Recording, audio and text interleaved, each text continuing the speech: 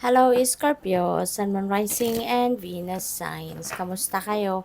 Sana po ay nasa mabuti kayong kalagayan. Welcome back po sa Star Tarot.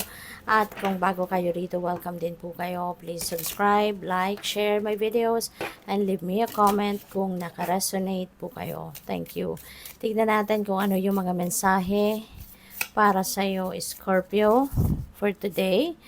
We have hair, sensitivity, gentle softness, no? Parang kalmado lang kayo ngayon, no? Maaaring ito yung panawagan sa inyo na mas maging kalmado lang kayo sa ngayon. Chill lang kayo, ano? Maging chill lang, gentle lang, kumbaga ang approach ninyo sa mga bagay-bagay, sa mga pangyayari sa buhay ninyo, and even the reactions ninyo sa mga bagay na nangyayari, mga impormasyon na maaaring natatanggap ninyo, kalma lang, be gentle. Okay? So, what else? We have facts, ingenuity, observation, shape-shifting. Ayan. So, siguro more of ano kayo ngayon, no? So, dahil chill lang talaga kayo, mag-chill lang kayo, kakalma lang kayo. Kaya maaring mas ano kayo ngayon, more of observation kayo, more of pagmamasid, pagmamatsyag sa mga kaganapan, sa mga nangyayari sa paligid, yung gano'n, ano? At siguro hindi kayo muna ngayon yung action man, no? Parang nasa feminine energy muna kayo ngayon and not the masculine energy. So, maaaring ganun ang ganap, no? Ni Scorpio sa ngayon. So, we also have healing wand. Ayan. So, probably ang iba sa inyo is a healer, no? Scorpio. Baka gumagamit din kayo ng mga healing wand katulad nito sa panggagamot, no? So, baka crystal healer kayo kasi ito parang ginagamit, parang rose quartz yan na wand niya, or baka kasi parang may puti-puti din.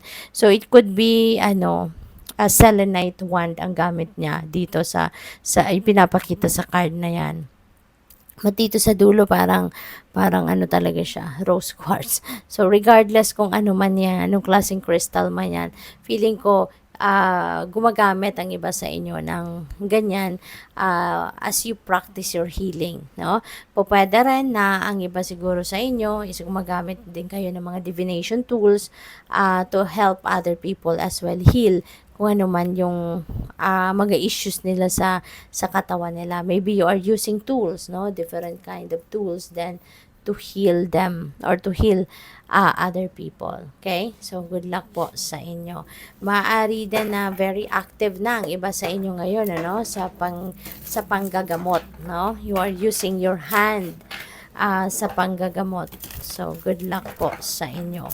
So, tignan natin kung ano pa ang mga mensahe dito for Scorpio.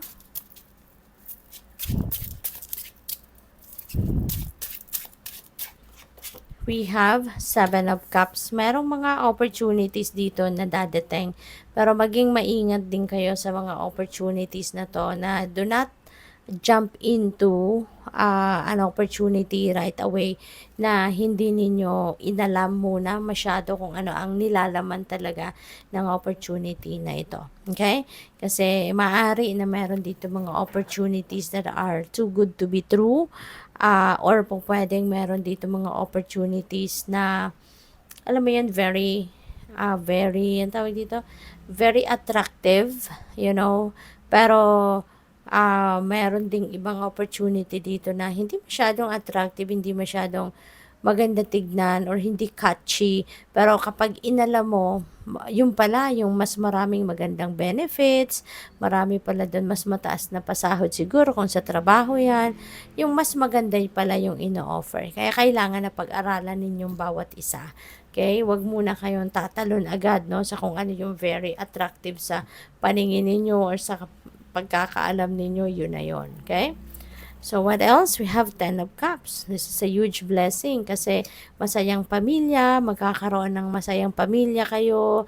You're going to enjoy each other's company.